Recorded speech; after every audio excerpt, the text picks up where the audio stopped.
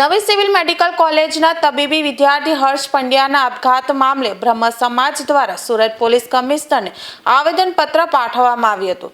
આવેદનપત્રમાં medical કોલેજના HOD સહિત સંબંધિત જવાબદારો સામે કડક કાર્યવાહી કરવાની માંગ કરવામાં આવી છે।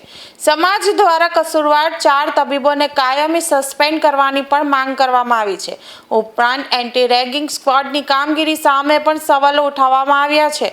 મેડિકલ કોલેજમાં સીસીટીવી કેમેરા બંધ હોવાના આક્ષેપ સાથે વિદ્યાર્થીઓની સુરક્ષા સુનિશ્ચિત કરવાની માંગ કરાઈ છે। સમગ્ર ઘટનામાં જે કોઈ જવાબદાર હોય તેની તાત્કાલિક તપાસ કરી કડક પગલાં ભરવા બ્રહ્મ સમાજે રજૂઆત કરી છે।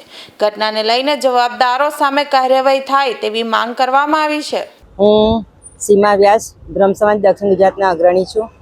આજે શું રજૂઆત લઈને આવ્યો? આજે જે ગવર્મેન્ટ કોલેજ સિવિલમાં હર્ષ પંડ્યા સાથે જે દુર્ઘટના બની છે તેના અનુસંધાનમાં અમે બ્રાહ્મણ સમાજના સર્વે ભાઈઓ અને બહેનો કમિશનરને આવેદનપત્ર આપવા માટે આવ્યા છે કે એની સાથે જે દુષ્કૃત્ય કરવામાં આવ્યું છે બીજા ડૉક્ટરો દ્વારા અને તેની ઉપર કોઈ કાર્યવાહી હજુ થઈ નથી અને સખતમાં સખત કાર્યવાહી થાય એવી અમે માંગણી કરીએ છીએ અને 6 મહિના માટે સસ્પેન્શન નહીં, એમનું લાયસન્સ પણ રદ થવું જોઈએ।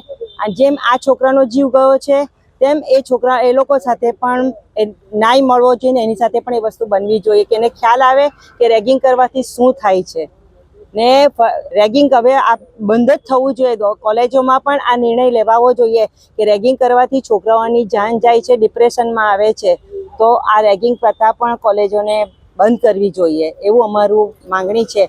અને જો આ માંગણી અમારી નહીં સ્વીકારાય તો અમે ફરીથી બધા ભેગા થઈને આંદોલનને કરીશું અને હર્ષ પંડ્યા અને તેના પરિવારને સંપૂર્ણ ન્યાય મળવો જોઈએ એવી અમારી બ્રાહ્મણ સમાજની માંગણી છે।